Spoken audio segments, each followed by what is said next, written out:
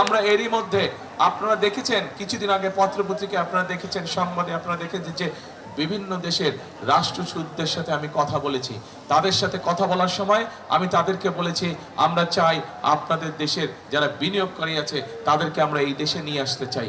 আমরা চাই এই দেশে এসে তারা মিল ফ্যাক্টরি তৈরি করুক, যাতে আমাদের দেশের যুবকদের, তরুণদের, আমাদের দেশের মেয়েদের, আমাদের দেশের বোনদের যাতে কর্মসংস্থানের ব্যবস্থা হয়। এবং প্রত্যেকটি দেশের রাষ্ট্রদূত আমার সাথে একমত প্রকাশ করেছে যে ইনশাল্লাহ নির্বাচন হয়ে গেলে বিএনপি যদি সরকার গঠন করে তাহলে তারা তাদের বিনিয়োগকারীদেরকে এই দেশে নিয়ে আসবে এবং মিল ফ্যাক্টরি কলকারখানা তৈরি হবে। শুধু তাই নয় প্রিয় ভাই বোনেরা, শুধু তাই নয়, আমরা পরিকল্পনা গ্রহণ করেছি যে আমরা ইনশাল্লাহ বিএনপি ইনশাল্লাহ সরকার গঠন করলে আমরা প্রত্যেকটি ঢাকা শহর সহ প্রত্যেকটি জেলায় আমরা বিভিন্ন রকমের ভোকেশনাল ইনস্টিটিউশন এবং ট্রেনিং ইনস্টিটিউশন, টেকনোলজিক্যাল ইনস্টিটিউশন, আইটিতে আমাদের তরুণ সদস্যরা যারা কাজ করে তাদেরকে বিভিন্ন প্রকার ট্রেনিং দিয়ে আমরা দক্ষ কারিগর হিসেবে তাদেরকে গড়ে তুলতে চাই, যাতে করে এলাকার শিক্ষিত যেসব ছেলেরা আছে, মেয়েরা আছে, শিক্ষার আলোয় তারা আলোকিত হয়েছে কিন্তু কর্মসংস্থানের অভাব রয়েছে, কিন্তু আমরা তাদেরকে বেকার থাকতে দিব না। সেটি দেশেই হোক বিদেশে হোক, তাদের জন্য আমরা কর্মসংস্থানের ইনশাল্লাহ ব্যবস্থা করব। এই মুহূর্তে যদি আপনারা চিন্তা করে দেখেন, বিএনপি হচ্ছে একমাত্র রাজনৈতিক দল যেই রাজনৈতিক দলের দেশ পরিচালনা করার, দেশ চালানোর, বাংলাদেশের মানুষের ভাগ্য পরিবর্তনের জন্য কর্মসূচি রয়েছে।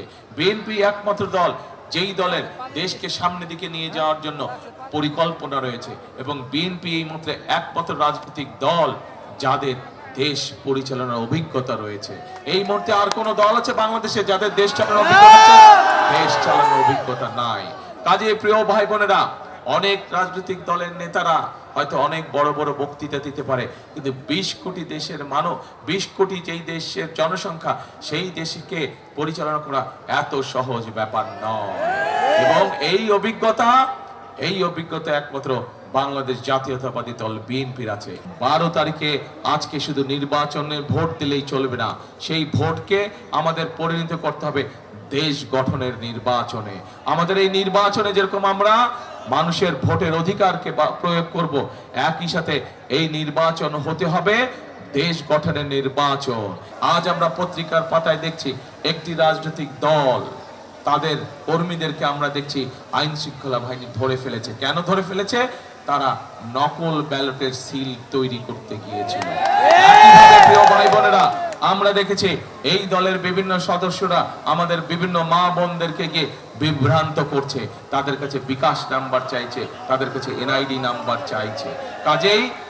কাজেই প্রিয় ভাই বোনেরা, এই সকল ব্যাপারে আমাদের সতর্ক থাকতে হবে, কারণ গত 1 যুগেরও বেশি সময় ধরে আপনাদের শুধু ভোটের অধিকারই কেড়ে নেওয়া হয় নাই, আপনাদের অর্থনৈতিক স্বাধীনতা কেড়ে নেওয়া হয়েছিল এই দেশের জনগণের।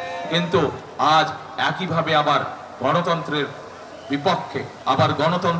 বিপক্ষে আবারও ষড়যন্ত্র শুরু হয়েছে। এই ষড়যন্ত্র আমাদেরকে রুখতে হবে, কারণ আমরা যদি আবার এই ষড়যন্ত্রের মধ্যে আটকে যাই তাহলে দেশ আরো পিছিয়ে যাবে।